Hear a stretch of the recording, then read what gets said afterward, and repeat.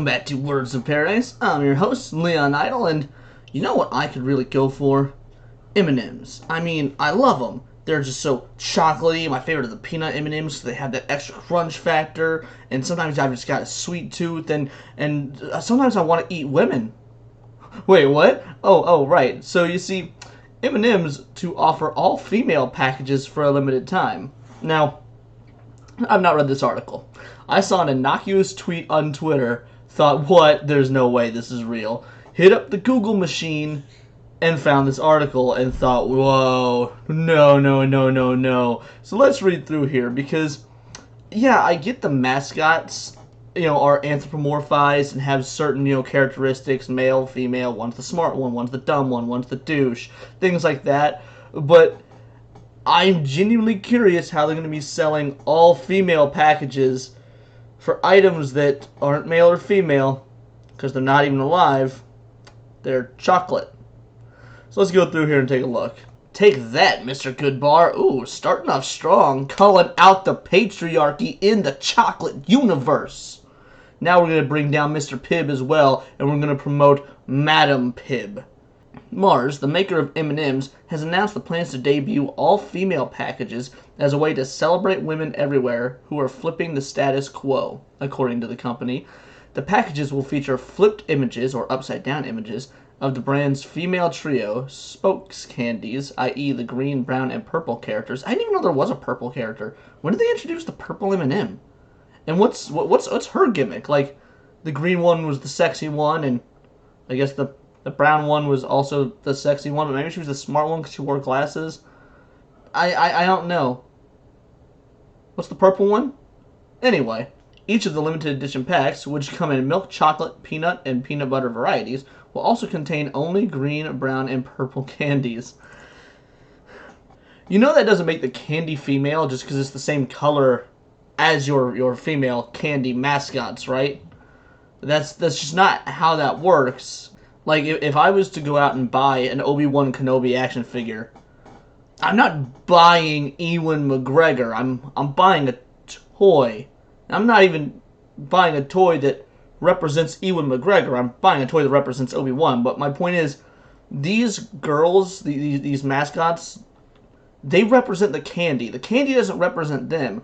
You didn't make the mascots first, and then the candy is an edible way to represent the mascots. The mascots were a marketing version, a marketing way to represent the candy. This is so convoluted and backwards. And also, flipping the M&M upside down because the M means W. That's woman. You could just flip it the other way and it's correct again. It'll say M. So if anything, it just looks like, oh, the M&M's upside down.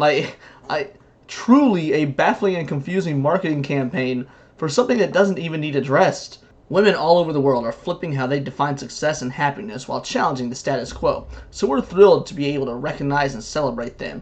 And who better to help us on that mission than our own powerhouse spokes candies, green, brown, and purple. Gabriel Wesley. Gabriel Wesley said this? So you have a dude spokesperson out there talking about women. I feel like this should be a woman spokesperson. Like, hey, we get it.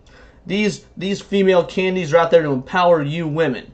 Now, I'm going to tell you because a man still needs to tell you how our female candies are going to do things. Like, don't forget who's in control here, ladies. The chief marketing officer of Mars Wrigley North America said in a statement included with Thursday's press release. Well, let me tell you, if he's the chief marketing officer, he's an idiot. Because M&M's marketing has sucked for a long time now. They're making the red M&M less douchey, trying to, make certain M&Ms less sexy, things like that. I remember Tucker Carlson had some big deal about it. Look, I don't really care about the M&Ms as a whole. I care about the political pandering that this clearly is. They're not doing this to be out of the goodness of their hearts. They're doing it because they think it'll get them Twitter points. And I'm actually really bummed about this because this guy's the chief of marketing. My favorite commercial of all time is actually an M&M's commercial. My very favorite commercial of all time is the M&M's Christmas commercial, where the yellow one is all like, you don't think Santa will want these red and green M&M's? And, they meet Santa. He's like, oh, he does exist. They do exist. They both fall. That's my favorite commercial ever made. And I feel Eminem they've never topped it, and now look at what their marketing is reduced to: upside down fat mascots of Eminem female characters to promote women power. But those are good things. Don't get me wrong. Empowering women is good.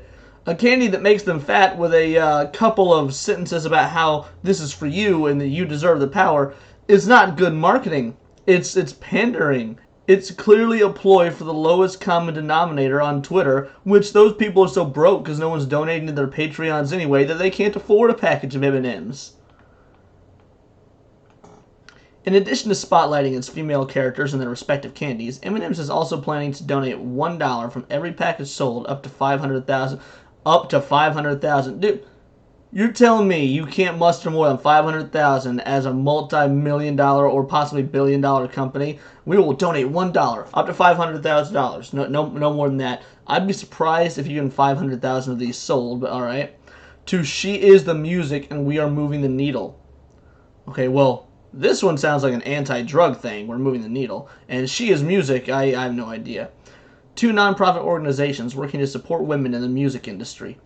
In the music industry? You know there are women out there with husbands and boyfriends knocking their daylights into next Tuesday, right? Or maybe there's women out there with like drug addictions or, you know, the whole Andrew Tate stuff, just sex trafficking victims.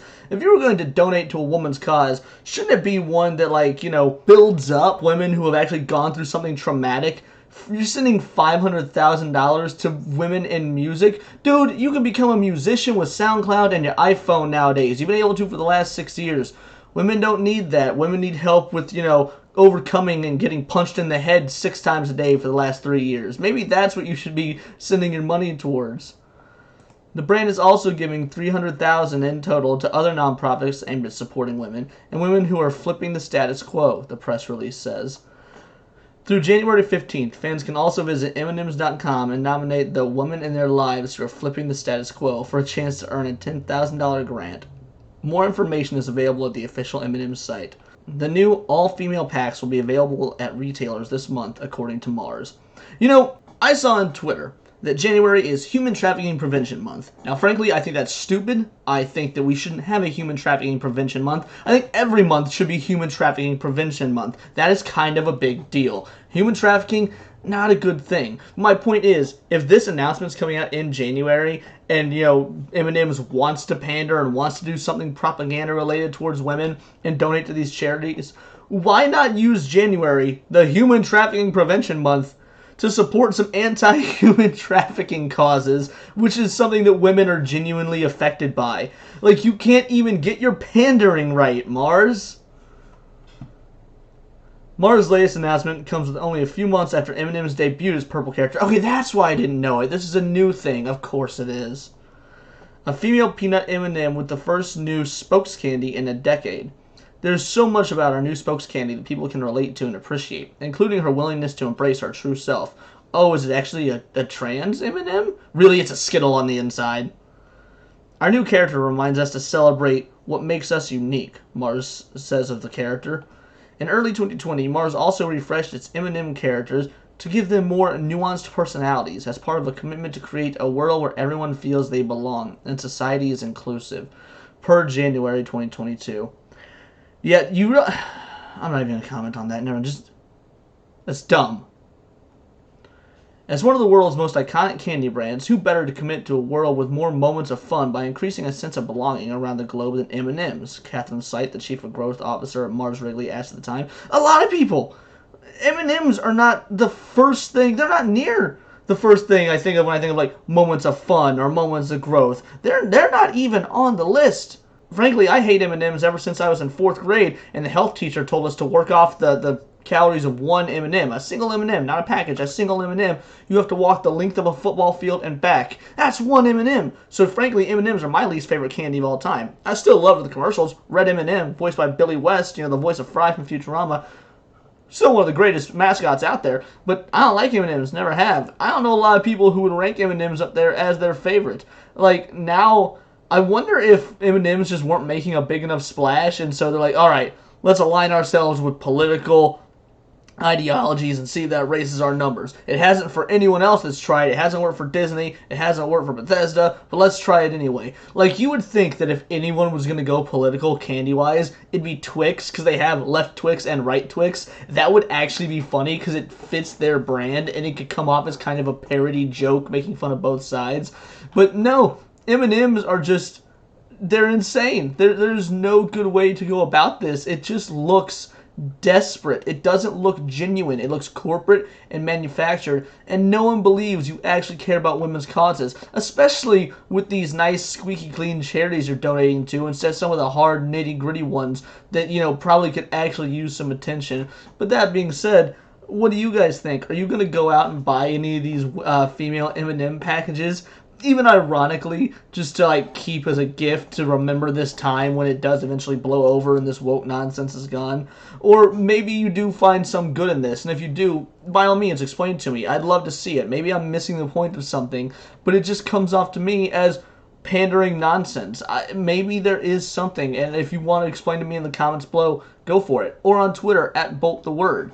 But until then, I would love for you to like and subscribe. It would mean the world to me. I'm really trying to grow the channel in 2023, even putting out some shorts and stuff like that, so be sure to check those out. And until next time, this has been Words of Paradise.